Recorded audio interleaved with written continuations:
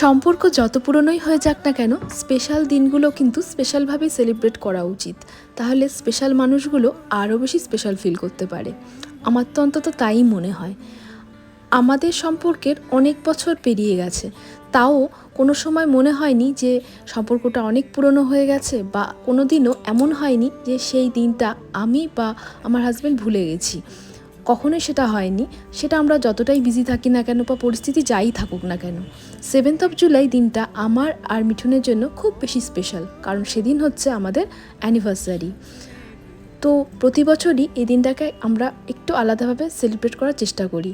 এবছরও তার অন্যথা হয়নি। 6th অফ জুলাই রাত 12টার সময় আমরা খুব ছোট্ট করে একটা মিডনাইট সেলিব্রেশন করেছিলাম। জাস্ট একটা ছোট্ট কেক আর দুটো ক্যান্ডেল, আর আমরা দুজনে সেটাকে সুন্দর করে কাট করেছিলাম। ব্যাস এই তো।